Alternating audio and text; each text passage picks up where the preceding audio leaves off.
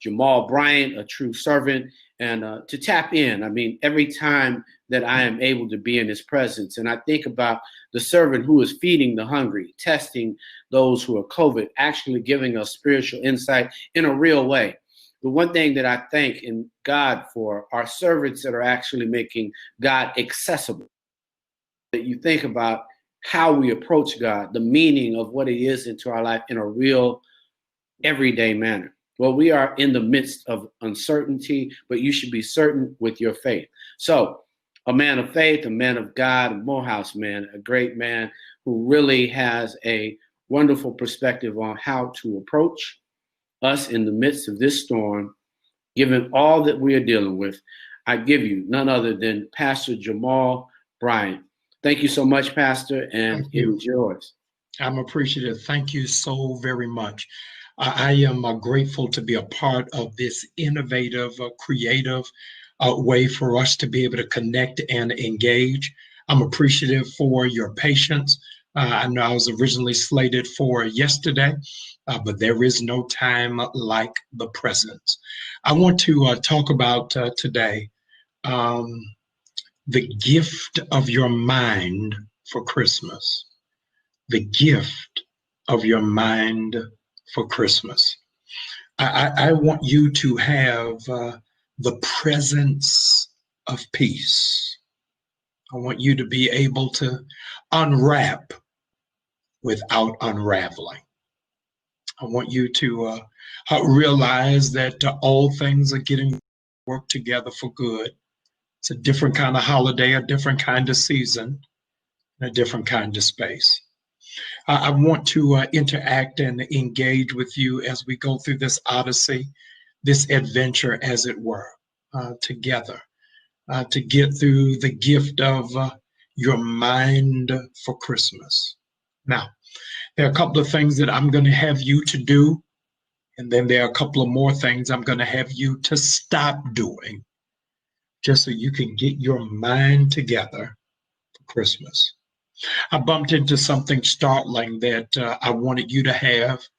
It unnerved, riveted, challenged, and compelled me. And I wanted to share the burden with you. Here's what I want you to write down. Dr. Lewis is going to blow your mind. It's amazing. Is in November of 2020, in Japan, more people died of suicide than died of COVID. Did you all hear what I just said? In November, in Japan, more people died of suicide than died of COVID. It was believed that many of them took their lives because they didn't think or see their life after the pandemic. Today, I came to cut down that rope of suicidal thought and suicidal intention, that you might be able to think from a different capacity, from a different lens on what it is that God is calling you to do in this season. The old adage used to suggest that Black people don't commit suicide, they just jump from the basement window. Do you know how many people have contracted, have performed, hear this, psychological suicide? Let me give you the reverberation, the language, the lexicon of those who commit emotional suicide. You know it all so well. I hope you don't recognize it out of your own mouth, but out of your friends, family members, sometimes your teenage children. Here are the catchphrases of psychological suicide. Number one, it is what it is. It is what it is. In other words, believing it can't change, it won't improve, it can't get better. This is my lot. Another terminology you'll hear from those who are waving the white flag, the banner of resignation. You already know it. Here it is. It's just one word. You know it. Let me give it to you. Whatever. Something happens and rather than coming to grips with it, having to address it, ever speaking to it, you lose the love of your life. Relationship goes down the tank, and all you got is whatever. Didn't get the job knowing it has crushed you internally. Psychologically, you are tormented trying to figure out who did they pick. Whatever. Just getting the word that there is a cancerous growth. Whatever. Today, I want you to have the presence of mind, and I want you to have it for Christmas.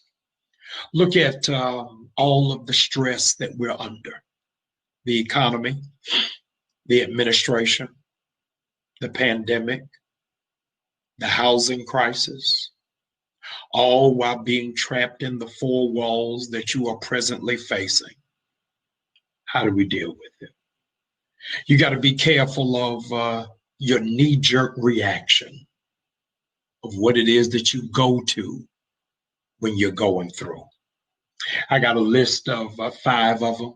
I want to give them to you for free. Here it is. Number 1, being passive when you ought to be fighting for your life.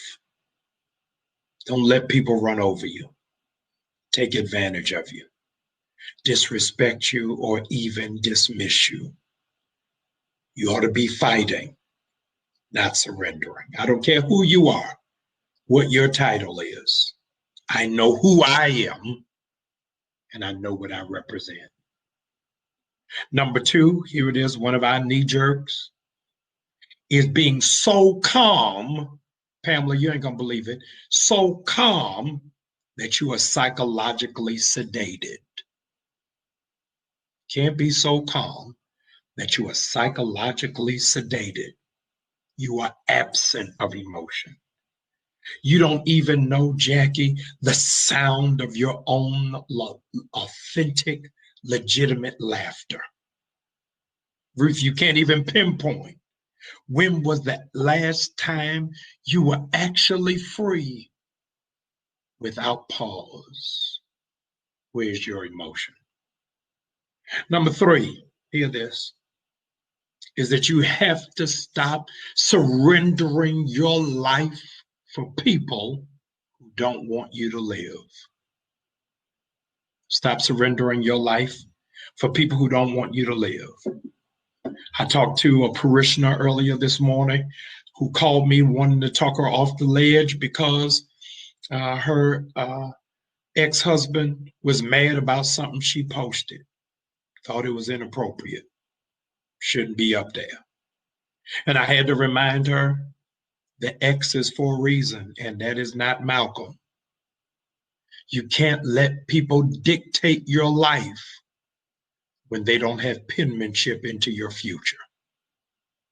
Why in the world will you not allow yourself to be free, to enjoy yourself waiting for people to applaud when they only have one hand? Number 4, I hope I'm at number 4. Having no energy. I drive a battery operated car, drive a Tesla, and I am so preoccupied with how much charge is left that when it gets too low, do you know what I do? I go home because I don't want to risk burnout. Anybody who's got an iPhone, then you know nobody who has an iPhone doesn't move around without a charger in their pocket. They know that the iPhone is savvy, technologically advanced, but its battery is woeful. So you take with you everything that's needed and necessary to charge your phone. If you're like me, you do what's needed and necessary to make sure your car is charged. But you don't take that same care for your soul, for your heart, for your mind, for your equilibrium, for your being. Jesus died on the cross voluntarily, so you wouldn't die on your job involuntarily. I got to give you another one. Being quiet is not always maturity. Being quiet, here it is, does not necessarily mean that you are an introvert. I need you to sign the permission slip to give space for your own voice. Rhonda, you got to write that down. Sign the permission slip to make space for your own voice. Never be hesitant or in trepidation about what it is that you feel, especially when it is an affront to your peace. I need y'all, come on, old school people. Your grandmother used to say, y'all ain't doing all that cussing in here. That don't mean you can't cuss, but you ain't doing it in my house. Hey, listen, I'm going back a generation. Dr. Lewis, hear this. I don't mind y'all smoking, but y'all ain't smoking in here. Because there's got to be some boundaries of where it is that I am with my peace, and I am doing it in such a gracious, hospitable way. No judgment. You can smoke. You're just not doing it here. Cuss your head off as a drunken sailor, fresh off the ship from Vietnam. Just not in my space, because I've got to safeguard my space.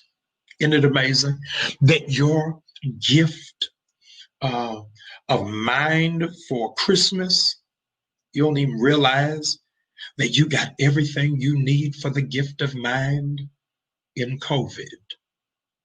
Pastor, I'm lost. I don't get it. All right. You got 3 things in COVID that did not keep you from the pandemic, but kept your mind. Here are these 3 things. Alan, it's just me and you, brother. First thing that they gave you in the pandemic is to practice social distancing. I need somebody to write this down. Practice social distancing.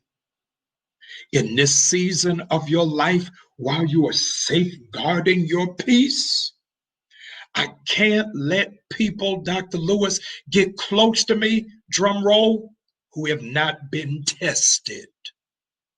Man, I'm preaching better than y'all are receiving it.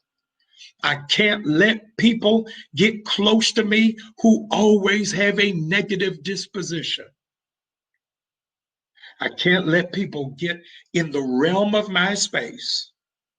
Every time I've got good news, they're going to pull out their back pocket a similar experience. Hey, let me have my moment.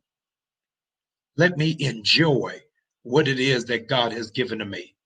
Practice social distancing from people who have not been tested, people who are negative, and people who are always carriers of that which is toxic. So people with small minds talk about other people. People with medium minds talk about past events. People with great minds discuss ideas. I need you to file a restraining order around who's around you, who has access to you. Let me tell you, for free, you can block numbers on your phone at no extra cost. You can block people from texting you. I'm telling you, it comes with the price of admission. You can block folk who come at you sideways who would never be straight up. Practice social distancing. Number 2, this is a hard one for me as a preacher, but Monica, I'm going to give it to you for free. I got to give it to you for free. Joe Biden on January 20th is going to make an announcement. I've got a cheat sheet from his inaugural address. What he is going to announce on January 20th is 100 days of Americans wearing masks. That's what he's going to announce. 100 days where nationally everyone will be required to wear a mask. Now, why is that so important? Because, Monica, the number 1 transporter for COVID is what comes out of your mouth. The number one transporter for COVID is what comes out of the mouth. I know many of you ascribe to different faiths, religions, but let me tout my faith. The Bible shares with me and like-minded believers that the power of life and death is in the tongue. The old axiom tells us there's a reason you got 2 ears and 1 mouth for a reason. You should listen twice as much as you speak. I gotta ask you this. Are you guarding what you say? The prophetic mantle, as it is ascribed to us in sacred scripture, is speak those things that are not as though they already are. What are you speaking over your life? This masterclass, I want us to take our mask off because your soul yearns to hear the sound of your own voice. I want you to speak over your life. I will be COVID free. I want you to speak over your life. All that my family needs will be taken care of. Speak it over your life. I will not die alone. Speak over your life. I am worthy of everything that is amazing. Speak over your life.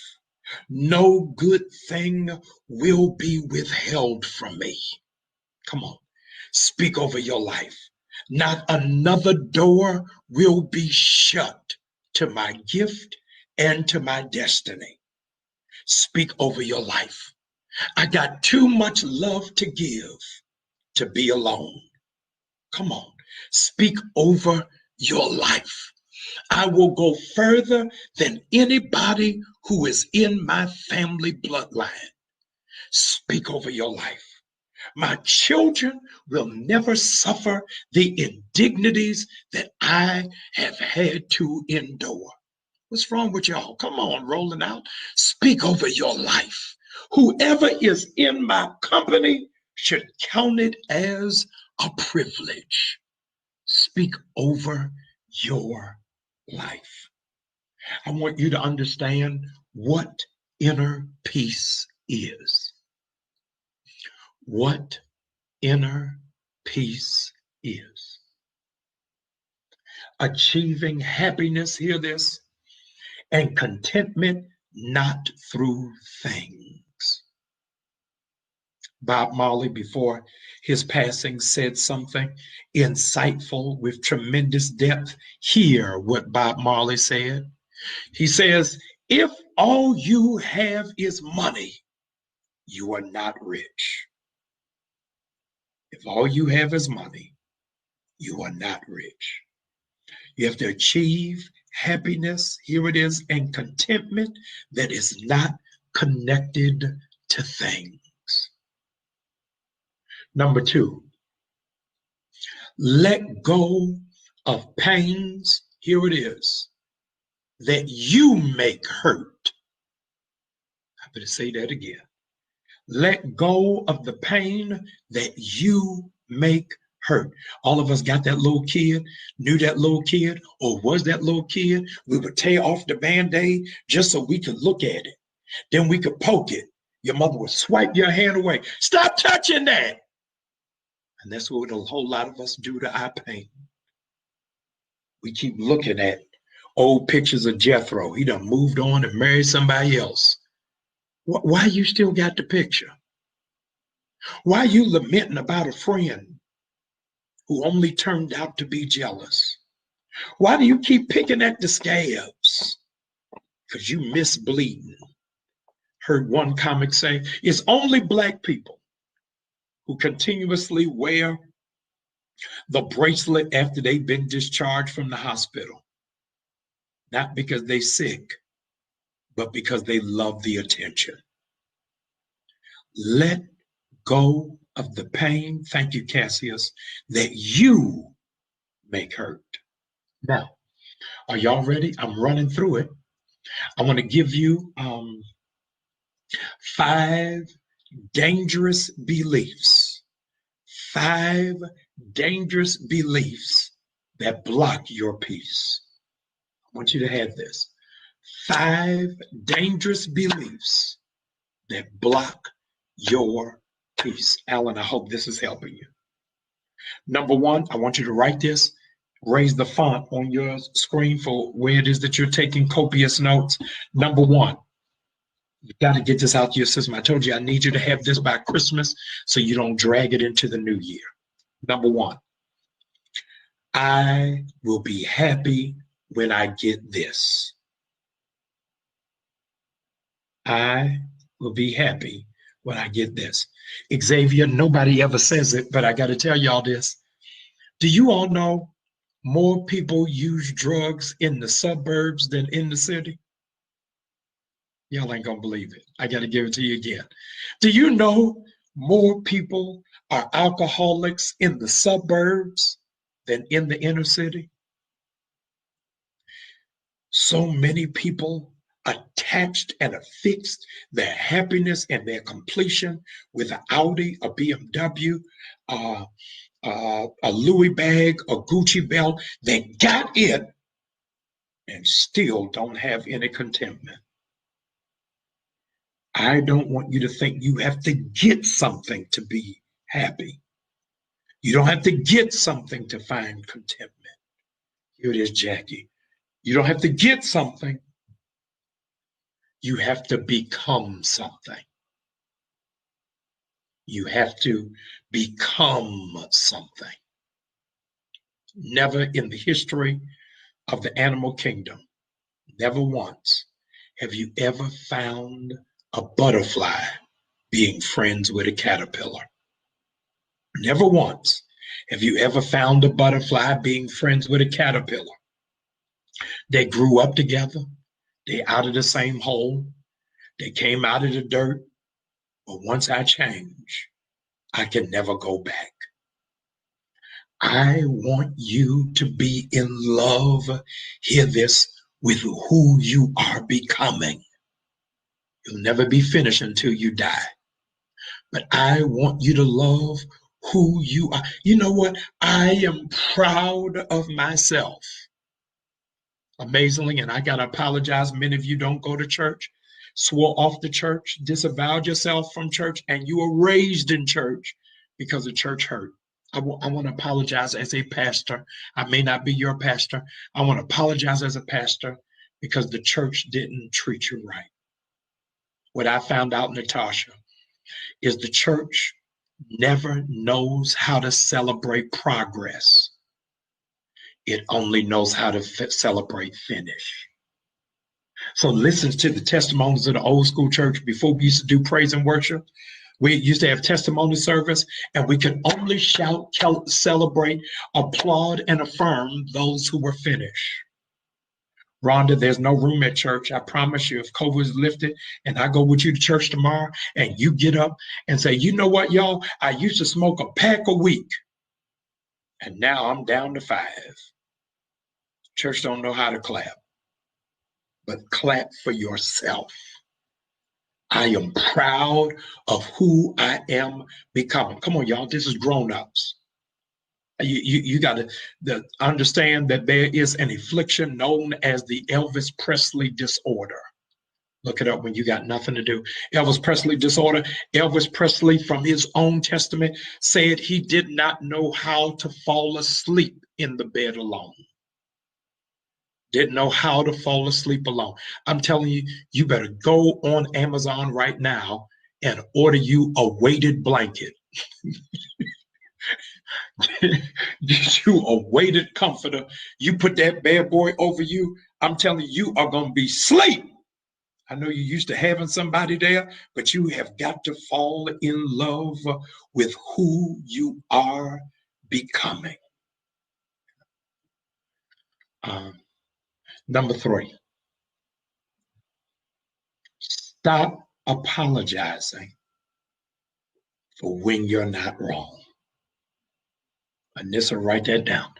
Stop apologizing for when you're not wrong. My sister, full transparency, is a clinical therapist in California at Pepperdine University. I am not one. But here's what I need you to do. So many times we are conditioned to be apologetic when we ought to be assertive. It is not your fault. Stop taking responsibility for things that are out of your control. Stop taking ownership for stuff you didn't even lease.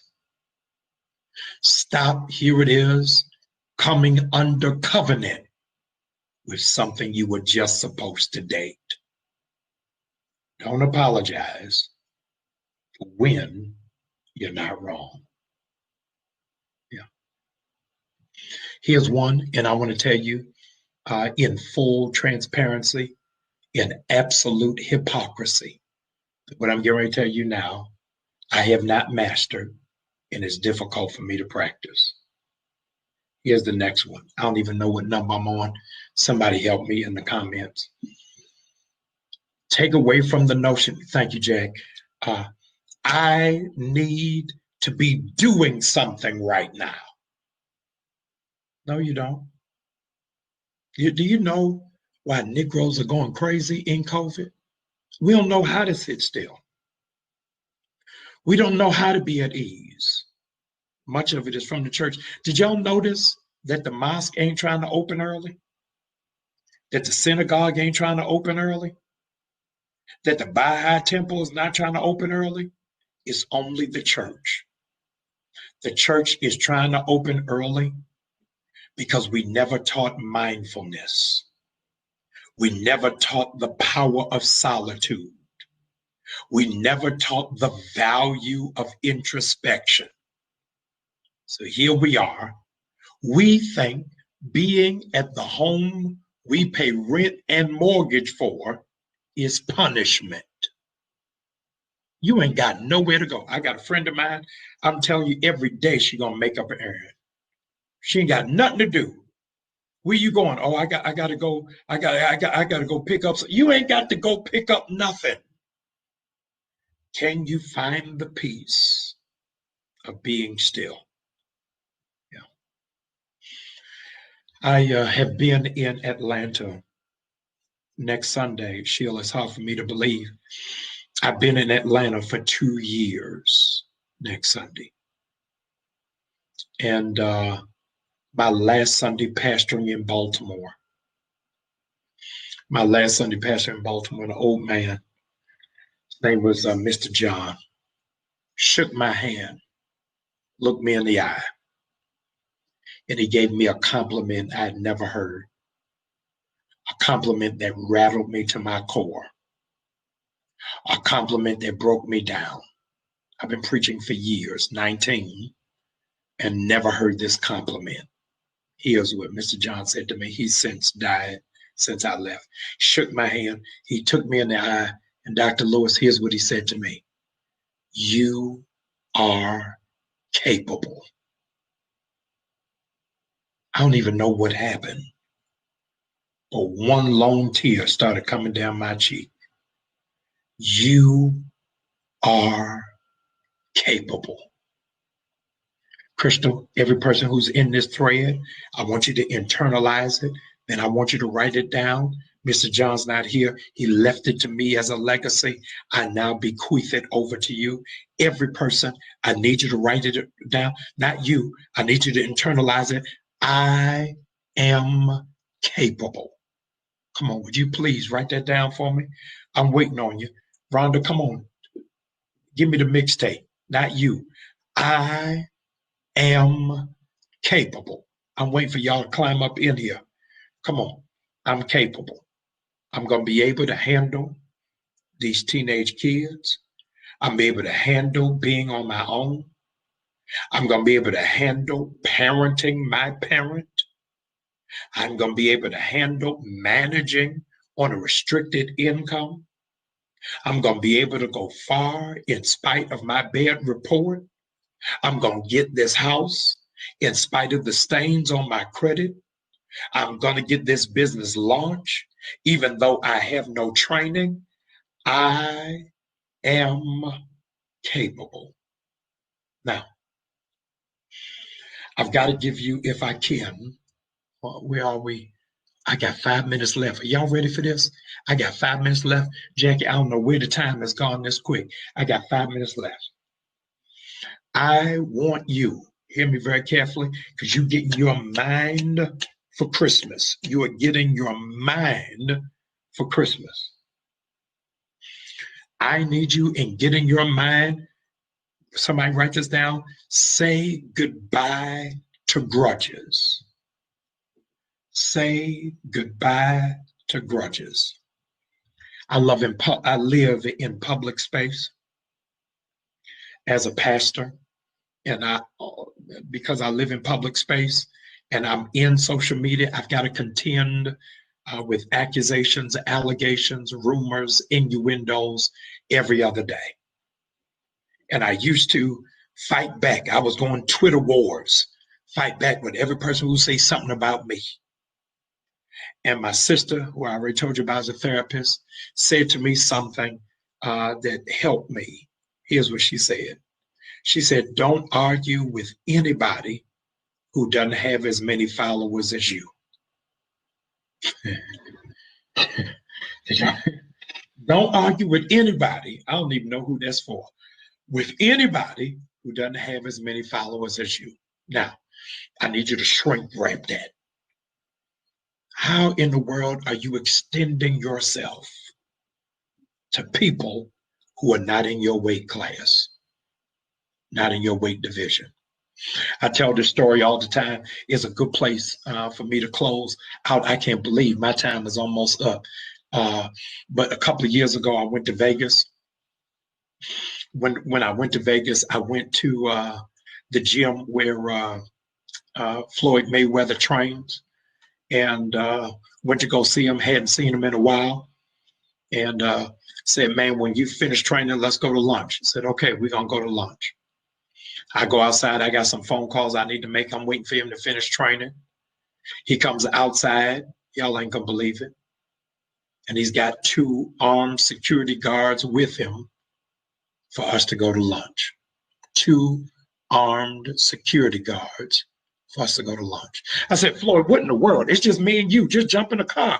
I'll get in your car. Why in the world we got 2 armed security guards going with us? You're undefeated. Nobody has ever knocked you out. Why do we need all this extra people? Floyd Mayweather looked me in the eye as I look you in your eye today.